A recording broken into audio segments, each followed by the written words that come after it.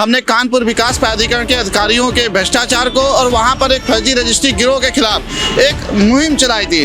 पैदल यात्रा करूंगा मैं और उन फर्जी रजिस्ट्री गिरोह को और जो फर्जी मानचित्र पास कराते हैं उसका मैंने भ्रष्टाचार खोला है, जिस कारण इन लोगों ने संगठित होकर मेरे ऊपर यह आरोप लगाया गया। प्रभु राम इस धरती पे आ रहे हैं, राम राज्य में क्या यही परिकल्पना की जा रही कि किसी भी दलित को आगे न बढ़ने दिया जाए? मैं बेगुनाह हूँ, अगर मैं दोषी हूँ तो मुझे जेल भेज दिया जाए, नहीं तो मुझे न्याय दिया जाए। 500 वर्षों के कड़े संघर्ष के बाद आगामी 22 जनवरी 2024 को अयोध्या में भगवान प्रभु श्री राम विराजेंगे। ऐसे में लोगों का कहना है कि देश में राम राज्य की स्थापना होने जा रही है। इसी दौरान कानपुर विकास प्राधिकरण के एक निलंबित कर्मचारी ने देश के यशस्वी प्रधानमंत्री और उत्तर प्रदेश के यशस्वी मुख्यमंत्री से न्याय मांगा है। उसका कहना है कि उसे सिर्फ और सिर्फ भ्रष्टाचारियों के खिलाफ मोर्चा खोलने और दलित होने की सजा मिली है। आपके सामने एक शख्स खड़ा हुआ नजर आ रहा होगा, इनका नाम है राकेश रावत। जी हाँ, राकेश रावत का कहना है कि वह दलित थे, इसलिए उनके साथ उत्पीड़न हुआ है। और आज आपको वो दिखाई दे रहे होंगे नेताजी सुभाष चंद्र बोस की प्रतिमा के पास, आपको हम बराबर दिखा रहे हैं, आप इन्हें ध्यान से पहचान लीजिए। राकेश रावत के ऊपर क्या आरोप लगे थे, किस प्रकार से उन्हें प्रताड़ित किया गया, कैसे कैसे, कब, क्यों, क्या क्या उनके साथ हुआ है, चलिए सबसे पहले उन्हीं से जुड़ते हैं और पूछते हैं कि उनके आरोप क्या हैं और वो क्या कहना चाहते हैं। ये वही राकेश रावत हैं, आप देख सकते हैं, जिन्होंने अन्याय के खिलाफ, भ्रष्टाचार के खिलाफ एक मुहिम शुरू की थी, जिस कारण इन्हें निलंबित होना पड़ा। लेकिन जैसा कि हमने आपको खबर में दिखाया है कि जिन अधिकारियों ने इनके साथ अत्याचार किया, अन्याय किया, अब उन्हीं के पास कोई साक्ष्य नहीं, कोई सबूत नहीं है। चलिए अब हम राकेश रावत की जुबानी सुनते हैं कि क्या कुछ उनके साथ हुआ है और क्या कुछ वो अब करने जा रहे हैं। ये बताइए, आज आप यहाँ पर आपने हमें समय दिया मूर्ति के पास। जी। तो आपने हमें नेताजी की मूर्ति के पास ही क्यों बुलाया?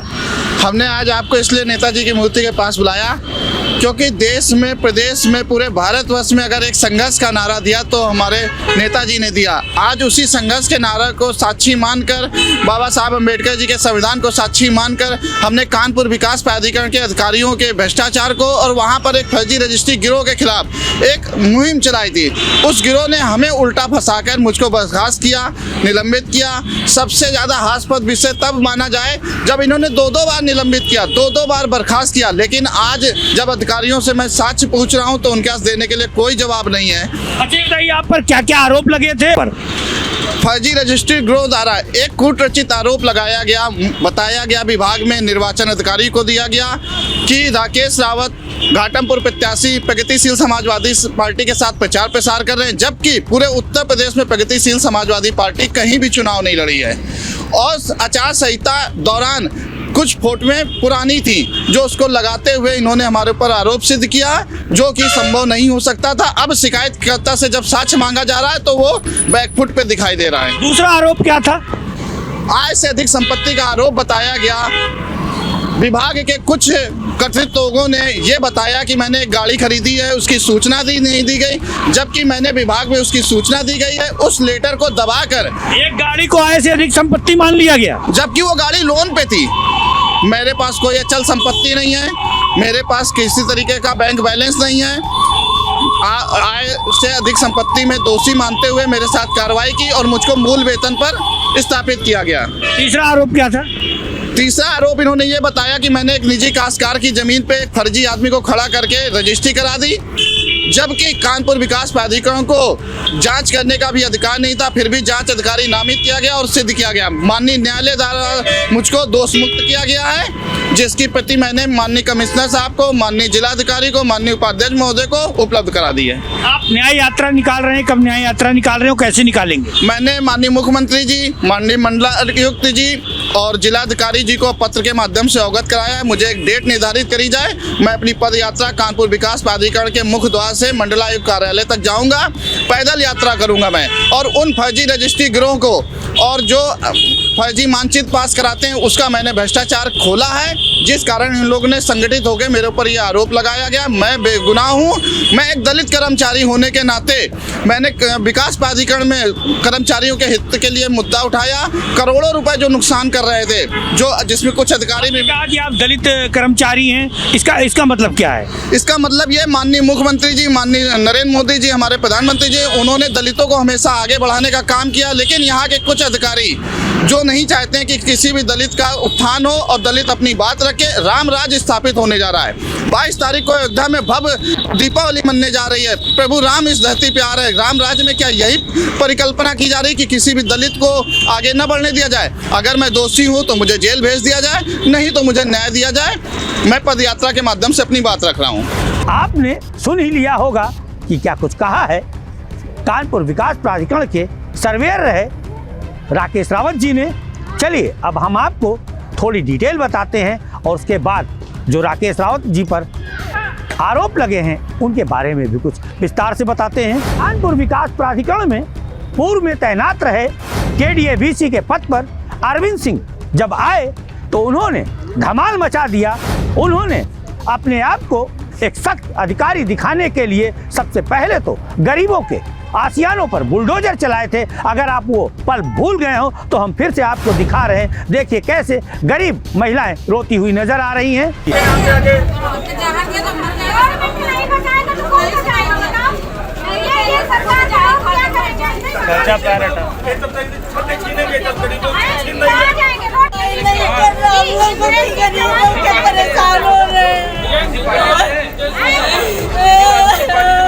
कंपनी है जिससे खरीदा है जमीन, VSCL कंपनी। क्या नाम बता रही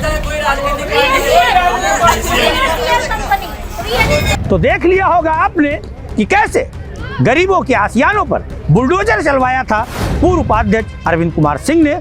हम आपको बता दें कि अरविंद कुमार सिंह अपने आप को शायद संवैधानिक शक्तियों से ऊपर समझते थे, संविधान से ऊपर समझते थे, इसीलिए जमकर वो अपनी मनमानियां करते थे। कई मर्तबा उनके ऐसे कारनामे जिस कारण सरकार को, सिस्टम को भी शर्मसार होना पड़ा था। हाई कोर्ट में कई ऐसे मामले थे, वहां पर सरकार की और सिस्टम की पोल खुली थी, शर्मसार भी होना पड़ा था। कारण ये था कि अरविंद कुमार सिंह अपनी मनमानियों से और मनमाने फरमानों से बाज नहीं आते थे। राकेश रावत ने भी कानपुर विकास प्राधिकरण में व्यापक भ्रष्टाचार और जो फर्जी रजिस्ट्रियों को कराने वाला गिरोह है उसके खिलाफ मोर्चा खोला था और कुछ ऐसे भी मोर्चे खोले थे जहां पर गैर कानूनी तरीके से नक्शे पास किए जा रहे थे। यह बातें नागवार गुजरी थी पूर्व उपाध्यक्ष अरविंद कुमार सिंह को, जिसके बाद उन्होंने एक ऐसा सुनियोजित षड्यंत्र रचा, लेकिन उस षड्यंत्र में वो सामने नहीं आए।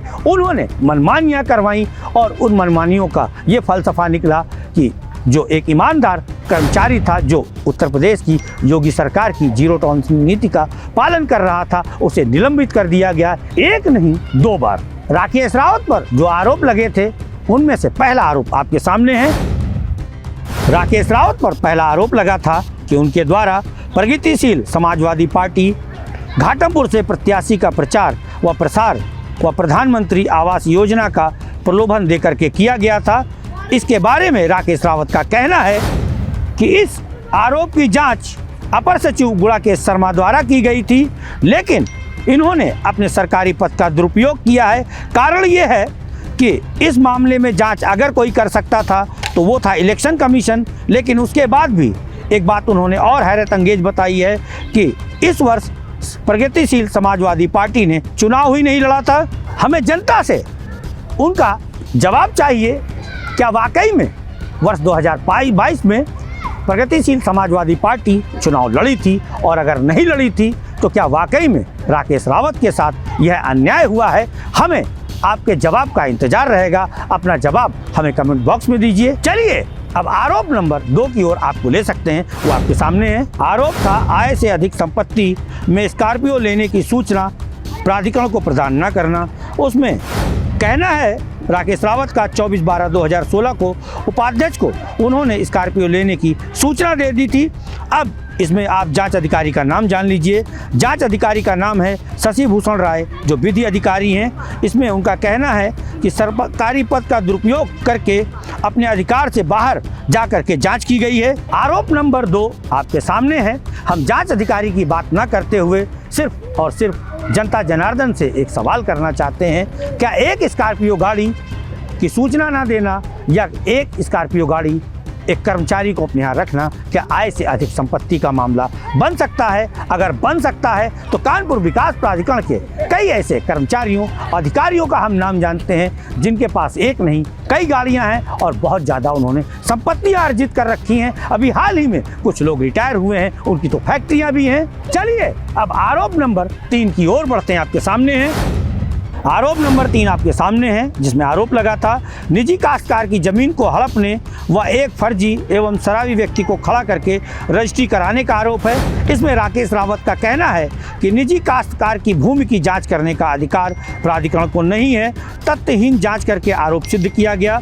जिसको फर्जी व शराबी व्यक्ति बताया गया है वह उनका खतौनी का सह खातेधारक है। फर्जी कूट रचित शिकायतकर्ता द्वारा शपथ पत्र भी दिया गया है और इसके साथ ही साथ उनका कहना है कि जांच अधिकारी अवनीश सिंह व सत शुक्ला जी जो विशेष कार्य अधिकारी हैं, सरकारी पद का दुरुपयोग किया गया है और अपने अधिकार से बाहर जाकर के जांच की गई है। आरटीआई से प्राप्त एक सूचना हमें राकेश रावत ने प्रदान की है, वो आपके सामने है। आप देख सकते हैं इसमें क्या कुछ लिखा हुआ है। यह जो पत्र है कानपुर विकास प्राधिकरण के तहसीलदार जोन 3 के द्वारा जारी किया गया है, जिसमें उत्तर नंबर 4 पर लिखा है निजी भूमि की जांच किए जाने का अधिकार जिलाधिकारी कार्यालय कानपुर नगर को है। अभी आपने एक आरटीआई का जवाब देखा जो खुद कानपुर विकास प्राधिकरण के तहसीलदार जोन 3 के द्वारा दिया गया था। उसमें स्पष्ट रूप से लिखा गया है कि निजी काश्तकार की जमीन की जांच करने का अधिकार जिलाधिकारी कार्यालय कानपुर नगर को है। तो ऐसे में कानपुर विकास प्राधिकरण के अधिकारियों ने कैसे जांच की? जिस मामले में राकेश रावत को फर्जी रजिस्ट्री कराने का दोषी माना गया है, न्यायालय का एक आदेश आपके सामने है। आपके सामने न्यायालय सिविल जज जूनियर डिवीजन कानपुर नगर मूलवाद संख्या 901/2023 विवेक राजपूत बनाम फूलचंद एवं अन्य का एक आदेश पत्र नजर आ रहा होगा। इसके आखिरी पन्ने पर हम आपको ले चलते हैं। देख सकते हैं कि आप स्पष्ट रूप से लिखा गया है आदेश प्रतिवादी संख्या 2, 3 व 5 को कब्जा दखल उपयोग या व उपयोग में दौरान विचार किसी प्रकार का हस्तक्षेप न करे। और इसके साथ ही स्पष्ट रूप से आप ऊपर की लाइनों में जाते हैं तो साफ लिखा गया है कि प्रतिवादी गण संख्या 2, 3 व 5 के हक में निष्पादित पंजीकृत बैनामा कर दिया जाए। जो अंतिम आदेश हमने आपको न्यायालय का दिखाया है, जिस व्यक्ति के द्वारा वाद दाखिल किया गया था और जो वाद में निर्णय आया है, जिसके पक्ष में वाद गया है वही पक्ष पीड़ित पक्ष है। और जिसने सर्वेयर राकेश रावत के खिलाफ यह कहा था कि उनके द्वारा फर्जी तरीके से बैनामा कराया गया है, उसमें स्पष्ट रूप से जिसने आरोप लगाया है उसी को न्यायालय ने आदेश किया है कि आपको बैनामा विपक्षियों के पक्ष में करना होगा। ये न्यायालय का आदेश था। ऐसे में जहां राकेश रावत का कोई रोल नहीं था, मामला सब कुछ सही था और उसके खिलाफ एक 420 आईपीसी की सेक्शन में अन्य आरोपियों के साथ उसे आरोपी बनाते हुए एफआईआर दर्ज कराई गई। हमें जो पता चला है कि यह एफआईआर एक जिम्मेदार अधिकारी के द्वारा दर्ज कराई गई थी। इससे स्पष्ट होता है कि कहीं ना कहीं राकेश रावत के साथ ऐसा वैसा उत्पीड़न नहीं हुआ है। हमें तो गर्व है राकेश रावत पर कि ऐसे में समय में जब उनके खिलाफ संवैधानिक शक्तियों को ताक पर रखकर अरविंद कुमार सिंह के निर्देश पर सभी अधिकारी जुर्म पर जुर्म किए जा रहे थे, उन्हें प्रताड़ित किए जा रहे थे, उन्होंने कोई अपने साथ ऐसी घटना नहीं कारित की जिससे उनके जीवन को हानि पहुंच सके। फिलहाल इस खबर में इतना ही।